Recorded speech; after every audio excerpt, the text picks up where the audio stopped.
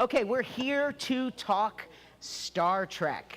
We got our Trekkies in the audience. We sang happy birthday to Sean because it's his birthday today. So let's give him a Marshfield welcome again for the Cherry Blossom Festival. And Sean, introduce yourself. Tell us about yourself and what you did on Star Trek. Star Trek was my beginning in television, and it was a great, how shall I say, meeting with Gene Roddenberry that I didn't know who he was. And the lady that saw me in the theater one day, she says, "Oh, you'll find out who he is when you go there." And she says, "You got to be at Paramount tomorrow.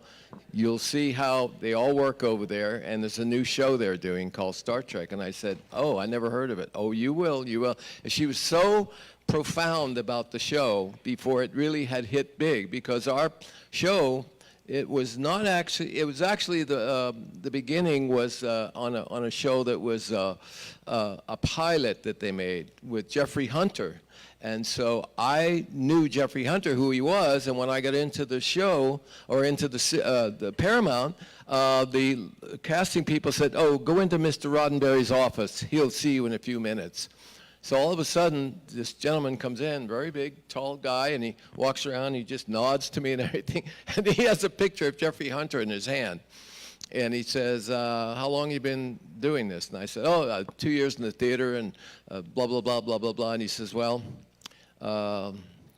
stand up for a second." I stood up, that's right. And then he took the picture of Jeffrey Hunter and he put it next to me and said, "It's a match." He put it down on the desk. He said, "Sit down." I sat down and he says, "First of all, are you allergic to this certain kind of makeup we're going to use?" And I said, "Oh, no." And as an actor, even in theater, you never say yes to anything that's bad. You say, "Oh, no, I'll go through that. Everything will be fine. No problem, no problem." So that's how I got the part of Captain Pike in the wheelchair with all the scars and everything. I've got stories about that, but I don't need to go into that. But anyway, it's incredible. Well, welcome. This is your first time at the festival, isn't it? Yes, first time at the festival. Welcome. Wonderful people, great people. She's got her cherry blossom pink down there. There she is, Sandy Gimple. So tell us who you are. Yeah, go. And what you did in space. Listen, I'm really honored to be here. This is my first time here also. I'm Sandy Gimple, and I did the original pilot, The Cage. I played a Telosian, with the heads and the whole thing. And then I got to come back after they didn't sell the pilot and do Mantrap, where I got to play the salt vampire and suck the salt out of Shatner's face. So that's how I got started on Star Trek. And how about our lovely young lady in the middle, Beverly? Young lady, thank you. Yeah, you're welcome. So nice to be here. I just have to say something first, because I'm speaking for so many of us here that are all friends, and some of us have been here a few times. This is my third time. And it's just so nice to have all of you here, and it's so sweet when you come to our tables and you thank us for being here and all that. And I always say it should be the other way around. Like, we should be thanking you, because without all of you, we would have no reason to be here. And I have been very blessed because I worked with a lot of wonderful people. And before I go into Star Trek, I just have to give a thank you to you, Richard, because he's such a wonderful moderator, and he works so hard, and I think you know more about our careers than some of us know ourselves. And it's funny because, well, I've been very fortunate that I've worked with a lot of people, and I feel very grateful for that. But one time I was doing one of these little panels, and it was a very nice moderator, and he was asking about certain people, and then he actually asked me if I had ever worked with Clara Bow. And it's like, she was from the silent movies. I mean, I'm old, but I'm not quite that You old. weren't the it girl. So You I weren't just the have to it girl. thank you, because you always know the right questions, and you know all about us, and it's always you. a pleasure. Well, we're happy that you're here, and you guys all make it fun, and the audience always makes it fun for us, too. Does anybody know, here's some trivia, does anybody know who we owe a debt of gratitude for having Star Trek on the air to? Lucille Ball. Yes, Desilu Studios. Lucy saw something in that show, and she said, "This is going to be a hit." I worked with her son, and on the show, and he told me on a police story. I was in Police Story with Lucy's son, and he was telling me about Star Trek, and he said, yeah, my mom, he said, you know, I don't know if you know this, but during the time that it was starting and going, she walked in one time and she was telling people all about this and this and that, and then all of a sudden I had to stop her and said, Mom, it's not a comedy. She thought it was a comedy. For the first 3 or 4 weeks, she said, oh, when are they going to start laughing more? And she helped finance the show. That's what her son said. Yeah. Anyway. So yeah, so all the Trekkies out there owe the redhead, the other redhead, Yeah. a debt of gratitude. Do we have some questions? Let's start with questions. We usually do it the other way around, but does anyone have any questions for our guests? Yes, sir. Yell loud. Sean, what was it like meeting Anson Mount? Anson Mount. Oh, very, very, very good. Yeah, he and I hit it off really well, and I think he's the perfect guy to play that character, because I never got into playing the actual guy all well and good. And we talked about that, and he says, well, you know, because I know he was on the railroad show, you know, the building of the railroad, and what's interesting is his guy, his boss on Hell on Wheels, was a Star Trek guy. He was in Star Trek. So here they are doing that show, Hell on Wheels, and all of a sudden they both come over to Star Trek. It's just amazing. Yeah, he's a great guy. Yes, sir. There were so many of the Star Trek characters that were in westerns early on, from Yes. Leonard Nimoy to Bones Yep. to William Shatner. Were you? Yeah, I was. I did 3 westerns just before that. And that was the rage during that time. Yeah, it's true. Kept you employed, right, Peter? Westerns are westerns. What's your favorite? Favorite western? I haven't made it yet. Ah. I won't go there. That's a filmmaker right there. That's. All right, what else? Any other questions right now? Yes, sir. Jack. I want to thank the show for my communicator. Oh, yeah. Ah. That's great. I don't. That's funny. What was that? What was the original pilot like? Well, you know, it was interesting. I mean, okay, I was a dancer. That's how I got started in the movie industry, and I actually did 15 pictures with Elvis Presley, and as one of his 5 dancers. So I was pretty coordinated.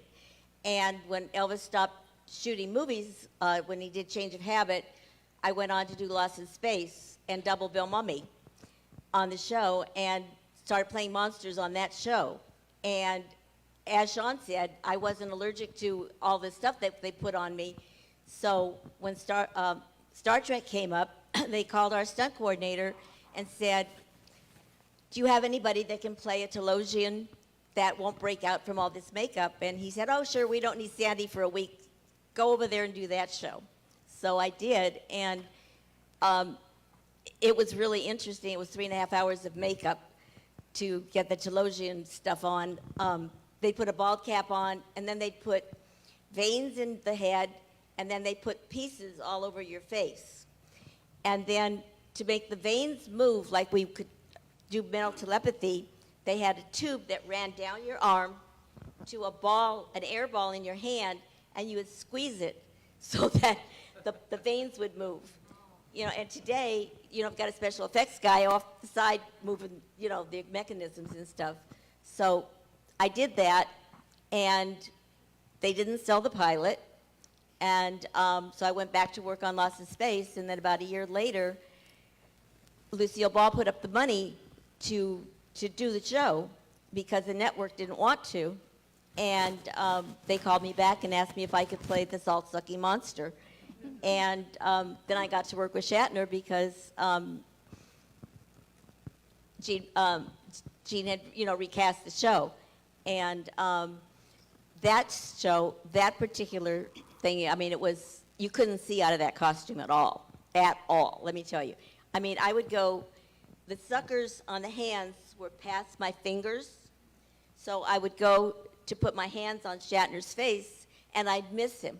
I would hit him in the back of the head. I mean, it was terrible. I was so embarrassed I wanted to cry, and he's laughing. He thought that was really funny. And I finally said to Gene Roddenberry, I said, you've got to do me a favor and take the hood off, the head off. You know, it was all sewn to the costume. And I said, I can't see. Let me figure out where I am and back myself up, you know, and then, you know, figure out so I can hit him just perfect in the face. And they had agreed to that, and so they took everything off. We set it up, and it worked perfect. When I would morph from the girl to me, or she would morph from, you know, back and forth, they would have a screen in front of the camera, in the lens, in front of the lens, and they would draw our position on that lens, and then they'd take out the other person, put one of us back in to match perfectly, and then take the plastic off, and then we would shoot again. And, I mean, it's totally different today. They don't do anything like that anymore. But it was an interesting job. It was the start of my stunt career, really. I know this little cute petite thing does these stunts, these amazing things that are so dangerous. And I cry on the merry-go-round. I mean, I don't know how she does what she does, but... Beverly, what was your favorite part about playing Arlene? Well, when I did my episode on Star Trek, it was the second season, and it was an episode called The Deadly Years. And I wasn't really that familiar with it, and it wasn't really that popular yet. And so when I went to read for the role, the first thing they said to me was, are you claustrophobic? And I didn't say anything, but I thought to myself, that's kind of an odd question, because thought I was there to read for the role, and they're asking me if I was claustrophobic. And I said, no, I'm not. And they said, okay, good. And now we want you to read. So then I read for the role, and it turned out the reason they needed to know if I was claustrophobic is because it was the episode where we all got old, and I was Lieutenant Arlene Galway. So I was the youngest on the crew, and I get this disease, and I start to get older and older, and then in the end, I died of old age, and at least I got to die in Captain Kirk's arms, so it wasn't a total loss. But the makeup, well, we can all attest to that. The makeup was pretty grueling. I know for me, because they had to make a plaster cast of my face and then a rubber mask, and I had to breathe out of a straw till the plaster cast got hard enough so they could make the rubber mask and put it on. So I was in makeup like 4.5 hours, kind of like today. It takes me the same amount of time to do my makeup, but anyway. But Sean, you worked on the show from 1966 to 1967, and then you went off to do art and do lots of other different things. Photography was my favorite Yeah, thing. and Legos? Yeah. And but when did you figure, like, oh, wait a minute, this thing is still popular? And because everyone always has those stories where the shows are happening, and there's an artist that did something a million years ago, and he goes, what do you mean, somebody's going to actually pay to get my autograph, or they want to meet me? So when did that all happen for you? I guess it was just 10 years into it, and somebody called me, and I had moved over to Arizona, and one day I'm driving up the main street in Arizona in Phoenix, and I see a big sign, hand done. It says, Star Trek Expo, come on down. Yeah. And I walked in, and everybody had a fake costume they made. Nobody could buy anything. They made them, and they put the little shield over here and everything. Yeah. And the guy was asking me, he said, you want to come in? And I said, well, I was in the show. You were in the show? Who were you? I said, I was Captain Pike. And can you wait right here just for a minute? So all of a sudden he goes in, there's about 75 or 100 people in the place. And Yeah. Captain Pike just showed up. And they all went, yeah! They came running out in the lobby. Right. It was really weird. And then I went in Right. and started it. And then I realized that it's a phenomenon. It is This a thing is phenomenon. coming it back. truly is. I mean, it's known all over the world. And to think all these years later, because it was not on TV, it was like Oh, 3 no, seasons no. or Yeah, something? yeah, It was a barely. short-lived. Well, I can say I got everybody paid because I found out that they were not paying us for stuff overseas. And the guy called me from Paris, and he said, oh, Sean, you all know this, and Stadtzoek is very big. And I said, wait a minute, I got to see if I get checks from you. He said, no, you better check on check. I said, okay. So I go and I ask, and no money from SAG. Oh, and then I called the guy at SAG. I said, wait a minute. I went into Barnes & Noble, and I saw all of us, my 4 episodes I did, on VHS in a line. What? Yeah, Star Trek. Do you know that Barnes & Noble is selling this all over the country? No, man. I said, yeah. So can you check into that? He said, yeah, I'll do it. And so I waited and waited. About a month later, he calls back. He says, Mr. Kenny, I just want to let you know you got just 2,500 people paid. Wow. Wow, good. Thank you. Yeah. That happened.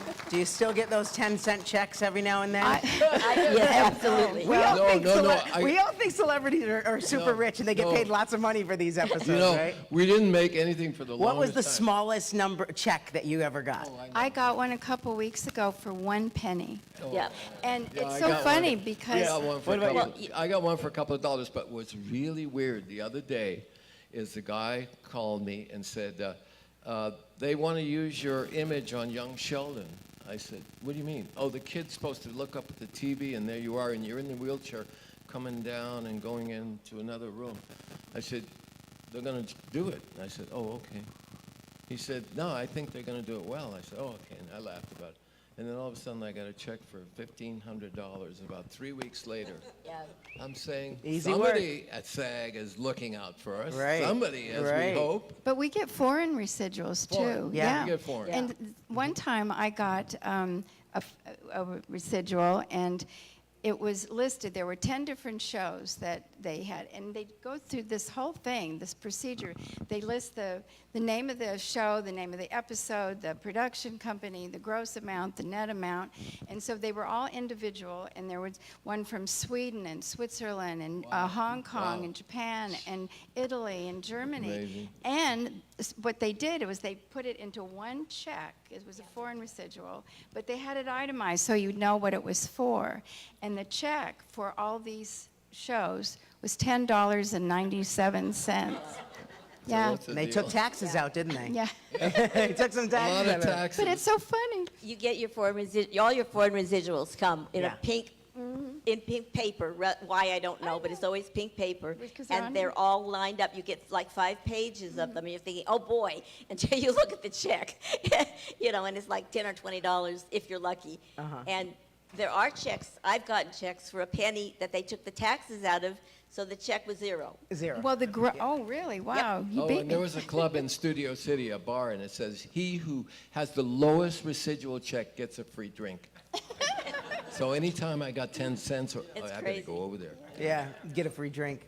Questions? Anybody else got some questions? Yes, ma'am, in the back.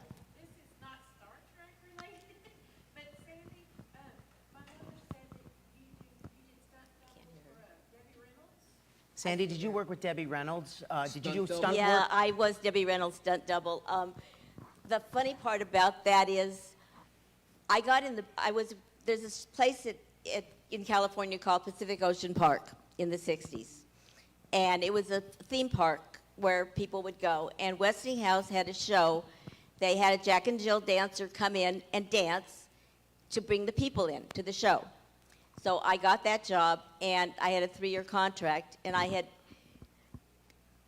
gone out and auditioned for West Side Story while I was under contract, because I was like 21 years old. I didn't know what was going on. So I got the job as a jet, and then Westinghouse wouldn't let me out of my contract, so I couldn't do West Side Story. So as soon as my contract was up, I auditioned for the Pleasure Risk Company with Fred Astaire and Debbie Reynolds. I got to dance on that show and met Debbie and went on to double her till the day she died, actually. We became really good friends, and she actually, we did a show called These Old Broads, Oh, yeah. and I stunt coordinated the Great- show great and directed second unit on it and doubled Debbie. So if you've never seen These Old Broads, it is phenomenal. It's It is classic. You guys, you should see it. It's Elizabeth Taylor yeah. and Debbie Shelley- Reynolds. Now you know what happened between those Shirley two. MacLaine. Shirley MacLaine. Yes. And it was just a great, Oh, great it was crazy. Hollywood, about old Hollywood actresses that get Yeah, together. and working with them was and just funny enough, iconic. in life imitated art, art imitates life. Debbie Reynolds and Elizabeth Taylor had this feud, and in real life, of course, we know And what Carrie, happened. actually, Carrie wrote it. Yeah. Carrie Fisher wrote the show, Yeah. which was. And you also doubled cool. Sorry, Betty White. Betty White. Yeah, I doubled Yeah. Betty White too. That's my dog's name. I named my dog after Betty. You named your dog Betty Well, White? she was would a re- love that, by the way. I know knew that. Betty, and she would love that. I know that. Yeah, yeah. My little dog was a rescue. She had been confiscated, and she was 14 years old, and she's all white. She's a little Chihuahua who had been confiscated. And I've always been a huge fan of Betty White, and I thought she would love that. So Yeah. I named her Betty White, my dog. Yeah, yeah.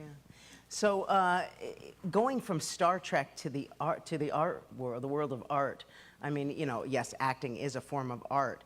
That was a pretty big jump from going in front of the camera to actually creating art and photography. I think one day a guy come over to me and he said, "Oh, what do you think of my shots?" And I said, "They suck. I'm sorry, they're terrible, man. Who took these pictures?" And he said, "Oh, a guy, and he's you know, this photographer, he does this and that." I said, "There's no essence. What's essence? It's your feeling in your eyes. It's not there." So I said, "Come on outside." And he was doing commercials, so I took him outside. I started taking, I said, "Say a few words." And I said, "What?" And I say success, like you're thinking it, success. And he smiled in his eyes, and I started to take it. So I learned that these keywords you would give people to say, then take their picture, it comes out. The soul, the feeling comes out. So all of a sudden, that's how it happened. Sean is an amazing photographer. He really, truly is. and then And I his started- darling wife, Taki, I know, I see her. They come to, you just moved to Vegas, right? Yes, we Yeah, did. that's where I live, and Cynthia Yeah, Pepper so we're lives, gonna and be Mimi neighbors Gibson again. is moving too. And now, I know Yeah. we're going to be neighbors again. Yeah. But I would meet them when they would come in, and Sean took pictures of me. It was so much fun. And he's an amazing photographer. I especially like the fact that at certain times, I wanted to do theatrical people, and I did. And then all of a sudden, I would see a guy I did 2 weeks earlier, and in the mall or walking around. I say, "Hey, Roger," yeah. He says, "What's your name?" And I said, "I just took your pictures 2 weeks ago." "Oh yeah, Kenny, Sean, yeah." And I went, "Wait a minute, these guys, they get amnesia after they take a picture with Yeah. you. You're not an actor." Right. So then I started to do kids, and I love doing kids. You know, I started all these people that were kids that wanted to do commercials. And the last thing that really made me feel so good, I was signing at a show about a couple of years ago in LA. And I walked in, and all the Walton girls were there, and I did all their pictures. and Did they you said- really? Yeah, and they said, "There's Sean Kenny, oh my Oh. God." And so the kids in the show business were just my joy. You know, I just loved children and wanted them to be successful. That's a rarity, because most people say don't work with kids and don't work with animals. Yeah, Right? That's what they say in show but anyway, business. that's how, and I really enjoyed photography. And I started making more money in photography. People were coming out and saying, "Oh, can you take 5 today? I got 5 actors that want to come." Yeah, okay. How much Can you still make a living in photography today? I do real estate people. Ah. All around, in fact, all over the country. We used to Mimi's go. a real estate. Yeah. She's into real She estate. used to yeah. be. She's Yeah, retired she's from retired that. now, but yeah, she but was she's old. moving to Vegas. Yeah? Everybody's moving to Everyone's Vegas. moving to Vegas. Yeah, Vegas. Yeah. Vegas is big. Yeah, it Well, is. Vegas is going to be the new Hollywood, and people don't realize. Yeah, that. Mark Wahlberg is Mark building a Wahlberg studio came, there. and they're building a $2 billion studio, Sony, Yep. and then Howard Hughes is building a studio, and Mark Wahlberg's building a studio. And you know what it is? These people that are coming in to build these studios, they want good stuff. They don't want the junk that's on, you know, I don't want to say it Yeah. to all the other channels. Yeah. It's not going to be hack and slash or bad stuff. There's so many good scripts, and they get turned down by people. "Oh, there's not enough action in here. Why don't we kill a couple of people in the first 20 minutes?" A lot of folks say Star Trek was actually a Western in space. They actually refer to it as a Western in space. Peter, would you? That's how Yeah. how Gene sold it. Wagon train in space. That's Yeah. how Gene sold it.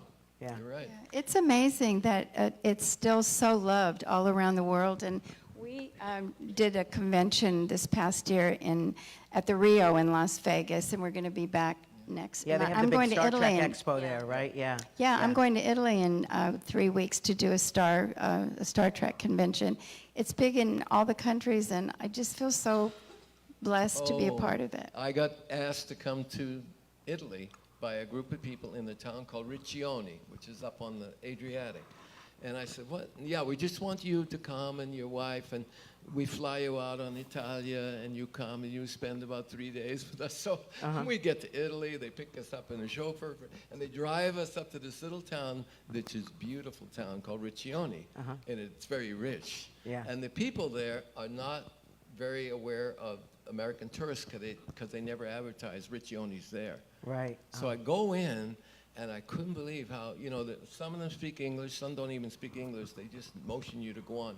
And I go into the room where I'm going to go up and speak, and there's the Gorn up there, and there's another guy, and it's the Gorn, which is that character, Yeah. getting shot by another guy, and it's two Italian actors dressed in the total outfits shooting at each other. And this is how amazing. much they love Star Trek Yeah. in Italy. Yeah, I mean, it's just amazing. It's amazing. all over the world. All over the So world. they told you, they picked you up in a limo? Yep. They told me they're picking me up with a wagon and a burro. No. We have some questions. Anyone? More questions? No? Yes, sir. Yeah, look- What was the camaraderie like on set, and as guests, were you kind of welcomed in by any particular person, or was it just business? You go in, you shoot the scenes, and then you're done? Well, because I came in early, and I'll tell you a quick story. I'm going to make it quick. I had to be there like she says, the makeup. I had to be there 6 hours before they started the show. So I had to come at 4 or 5 in the morning, and maybe the people would come at 10, because I had to put all that makeup on me as Captain Pike, the injured Pike. So here I am getting all that stuff on, and then they tape my mouth down so I can't talk. So all of a sudden they roll me out at 10 o'clock, and all the actors say, where'd you get this guy? And, well, he's Pike, the injured Pike, and everything. Oh, okay. So they turn me around and face me, and then Jimmy's standing behind me, and Doc's standing behind me, and then they're looking up, and Kirk is up there on the set, and he's getting his lighting, and he's telling the gaffer to pull all the lights over on him. And Jimmy says, "What the hell is he doing?" And Doc says, "He ain't going to get away with it." Because they don't know that I can hear really well. So all of a sudden, you become part of the furniture. And I'm sitting there, and they both walk around after Kirk leaves, and he goes up, and I could see Jimmy, and he says, "Push that light back over where it should be." And then Doc says, "Yeah, you better put them, we all better be lit just as good as he is." Because he had left the set, Yeah. but that Right. was Shatner, that was his... Yeah, Shatner is an interesting character. Very Yeah, interesting. he's- But with me, because I played Lieutenant DePaul the following Yeah, season, sure. I'm 6 feet tall, and he's about 5'7", 5'8".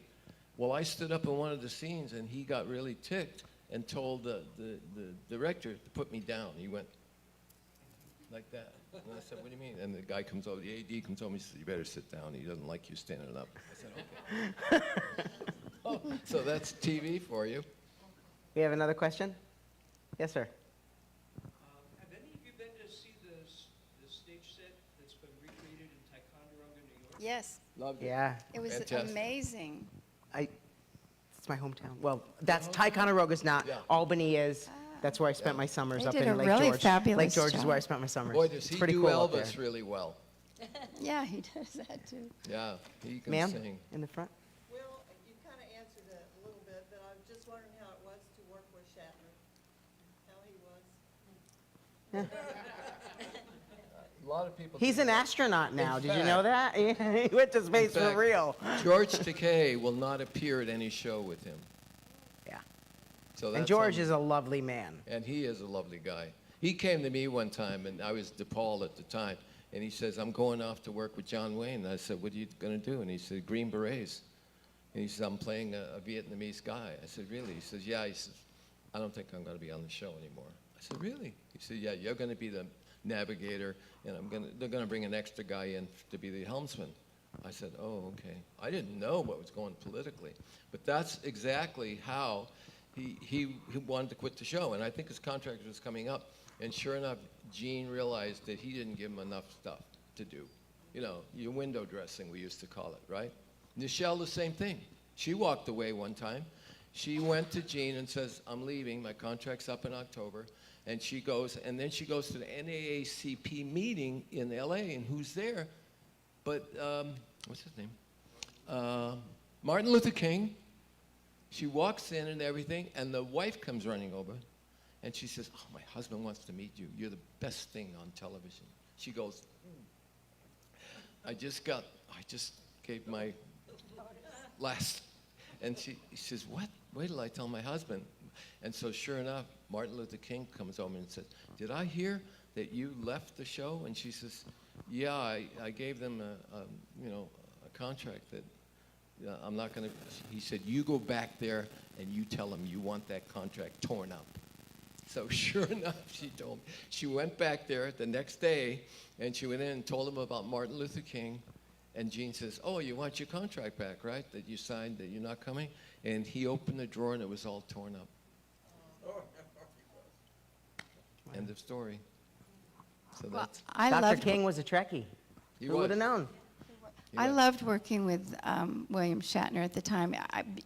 He was very nice to me, and I know he kind of had a thing for the ladies, but you know, here I was in this Are you makeup, going and to I tell looked us like I was something today, Beverly? No. But he was very nice, and for my little episode, I just did the one episode, and I died, and I wasn't even wearing red, and they let me die. But anyway, and there was a scene where I come in, and there's this mirror on the wall, and I look in it and say, that's a stupid place to hang a mirror. And then the next scene I come in, and I croak, and I landed in his arms, and he was very nice to me. But the scene before, when I came in, I come in and I say something about my hearing's going and I'm not feeling right. And anyway, as an actress, you always try to be prepared and know your dialogue and be on time and everything, and I always tried to do that. However, in this one scene, I forgot my line, and I was supposed to say something like, there's something wrong, my hearing's going, and instead I said, there's something wrong, I feel like hell, I can't remember my next line. And so anyway, everybody cracked up, and as it turned out, I'm on the blooper reel. So people that watch the Star Trek blooper reel, I'm on that. Sandy, you had something to add? He was, well, with the salt vampire. I mean, you know, it was a tedious job. It really was. And it took like 2 weeks to shoot that little tiny scene because of morphing back and forth and trying to hit him in the face. And he was so young at that time, too. You got to understand, it was all brand new to him. And so he was pretty nice, actually. I mean, putting up with everything we had to go through. But actually, going back to the one thing that you guys were talking about with the making the plaster cast of our head and drinking and breathing through a straw and everything else to get these masks made and pieces made for our faces, it's very interesting how times have changed. Because I just did CSI Vegas, the new show that's on television, and they called and said, okay, you're going to play Great Aunt Jane. She's 100 years old, and she's going to get killed like 3 or 4 times because the grandson kills her accidentally and has to make up all these stories on how she dies. So you got to go in and get contacts for your eyes and get a plaster cast made for your face. And I said, okay, fine. So I went and got the contacts, and I go back, you know, the next day to get the plaster cast made. They put the bald cap on like they always do. Next thing I know, they've got a camera taking digital pictures of my head. And I went, what are you guys doing? And they said, oh, we don't have to do a plaster cast anymore. We can just do it digitally with the cameras. Amazing, right? So times have changed. Yeah, it's amazing. Yes, sir. I know the show had writers, and really, it was a blank canvas to write into because of the potential. But how did Mr. Roddenberry get his original vision? How did you worked with the man some? Well, I don't know. I watched Ancient Aliens one day, and I didn't know about this. Mike. Your mic. I watched Ancient Aliens one day, and they said, oh, there's a story on here about Gene Roddenberry. I said, what do you mean? Well, this is how it happened, how he wanted to do a show. He was called up to Schenectady, New York at one time with a bunch of millionaires, and they told him that he's supposed to do a show. This is on Ancient Aliens. You can go ask about the Gene Roddenberry segment. And they channeled Mysterious Nine is what they called. Now, whether they were aliens, whether they were saints, I don't know what it was. But they said, you are going to make this show. We are going to help finance it. And this is on Ancient Aliens. But they said, we want you to go back to L.A., and we want you to do that show because they had heard he had written something Okay, maybe it was, yeah, it was just prior, I think it was right after he had done the show that you were in. And they wanted him to, and so that's how supposedly he got the big dream of doing the bigger show. And the show has a lot of technology ideas. That's right. That ended up being stuff like That's that. right. So we don't know if the channeling, I believe in channeling. Some forces can channel to people very well. I mean, you'll have people tell you something about what's going to happen and you don't know where it's coming from. But I think that was a very mysterious show to watch it. I hope you guys get to see it. Just ask for Ancient Aliens on Gene Roddenberry and the Mysterious Nine. It's pretty amazing. You know Well- what's so interesting about Star Trek, which always amazed me? I mean, I didn't know about conventions or doing talks or anything until Richard Arnold, who was Gene Roddenberry's assistant, called and said they're doing a 50th anniversary in Vegas. Do you want to do the show? And I went, yeah, sure, okay. But anyway, I went and did the show, and there's tons of people there, and the people, I'm more interested in what you guys are doing, you know, what you do for a living, and you're always asking me about questions about me, which is cool, but I found out there were doctors and lawyers and astronauts, and I said, how did you guys get into that field? And they said, it was because of Star Trek. Yeah. And because Gene Roddenberry was so ahead of his time. I mean, he had iPads and cell phones, and we never thought of that in the 60s. I mean, you didn't even have that. Flip phone communication. Yeah, flip phones. And that's our first cell phones were flip phones. The guy that did the first flip phone was Motorola, and he was a Star Trek fan, the guy that invented that. You have a question? Display at the Smithsonian that they have that's They have a blaster at the Smithsonian. They have one of the blasters. but didn't they also have the model? I don't know. Of the Yeah. They have the Enterprise there on display. Yeah. Yeah. But it was Well- the fans that brought it back, because, you know, it was a short-lived series. And the fans, that's Yeah. why they brought, Never been off the air. Never been off the air, really. Well, we thank you for coming and joining us. This has been fun. Boldly going, right? Yeah, we'll be there tomorrow for you. Yeah. If you Come to want- the autograph show tomorrow at the community center in the morning, Friday morning, and then Saturday as well, and meet these folks and get a picture and listen to some more stories and share And your stories. I too. don't know. I think I have a book about my life that, as a stunt lady in breaking glass ceilings for women, and I think it's out here in the hallway. Is Okay. what we were going to. Yeah. And we'll Oh, have that's it good. also and tomorrow. I have a at book the if you autograph. want to come by tomorrow. So, I'll have a book. If anybody's there for you, interested. too. But We you all guys, have thank books. you so Everybody's much got a for book. this. This is incredible. Thank you for having me here. I really have been having a great time. Thank you so much. yes, thank you thank very you, all much. of you.